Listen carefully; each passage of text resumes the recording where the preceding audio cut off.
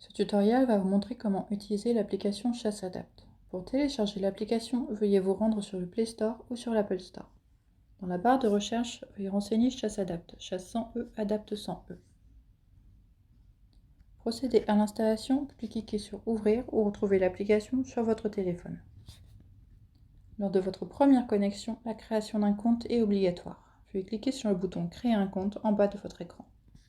Renseignez votre numéro de guichet unique. Ce numéro à 14 chiffres se trouve sous le code barre de votre validation annuelle. Renseignez ensuite votre date de naissance, votre numéro de téléphone et choisissez un mot de passe à 6 chiffres. Cliquez ensuite sur Valider. Lors de chaque connexion, votre compte reste actif pendant 24 heures. Vous n'avez plus besoin de saisir à nouveau votre mot de passe pendant ces 24 heures.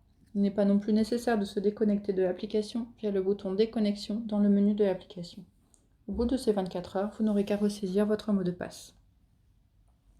Sur la page d'accueil de l'application, en haut à gauche dans le menu, vous pouvez retrouver le guide d'utilisation qui vous aura été proposé lors de la toute première utilisation de l'application. Vous pouvez aussi retrouver une foire aux questions qui pourra éventuellement répondre à certaines questions que vous vous posez. Le bouton déconnexion présent ici permet de fermer la session et efface les données du formulaire de connexion. L'objectif est de pouvoir permettre à un ami de se connecter sur son compte via votre téléphone. Sur la page d'accueil, vous pouvez retrouver 3 rubriques. Déclarer un prélèvement, quotas nationaux, informations et historique de mes prélèvements. Il est important de commencer par les quotas nationaux pour pouvoir prévoir vos sorties de chasse. Pour cela, cliquez sur quotas nationaux, informations. Vous avez accès ici aux dernières informations sur les quotas. Vous pouvez visualiser l'état de consommation des quotas collectifs et savoir où vous en êtes dans vos quotas individuels ou PMA. Des vignettes sont attribuées aux différents niveaux de consommation des quotas nationaux. Pour plus de compréhension des vignettes, cliquez sur Quotas nationaux des questions en haut de votre écran. Il est important de suivre régulièrement la consommation des quotas car ils déterminent la fermeture de la chasse. De retour sur la page d'accueil, pour déclarer un prélèvement, veuillez cliquer sur Déclarer. À votre première déclaration, il vous sera demandé l'autorisation pour accéder à la position GPS de vos prélèvements. Cette fonction a pour objectif d'améliorer la connaissance des espèces grâce à la localisation de vos déclarations de prélèvement.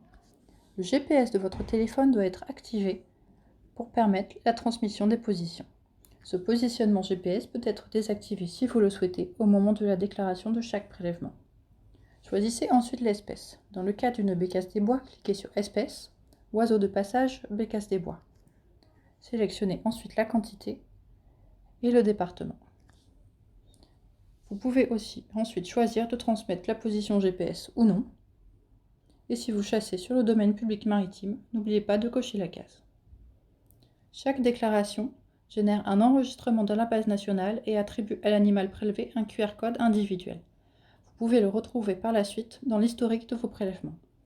La déclaration d'un prélèvement doit être effectuée immédiatement sur les lieux mêmes du prélèvement. L'application ChasseAdapt a pour objectif à terme de remplacer les carnets papier.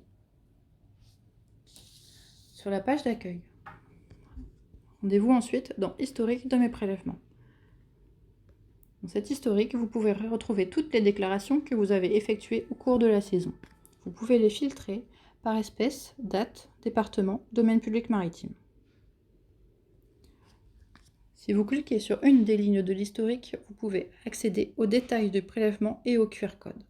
Comme expliqué précédemment, un QR code est attribué à chaque animal prélevé. Ce QR code est à présenter en cas de contrôle par la garderie. Le contrôleur vérifiera le QR code via son application officielle dédiée. Ce QR code permet aussi le don d'une de vos pièces de gibier à un ami. En cliquant sur le bouton Donner en bas de l'écran, vous pouvez alors transmettre par SMS ou par mail le QR code à la personne de votre choix qui pourra ensuite justifier d'où vient l'animal en cas de contrôle.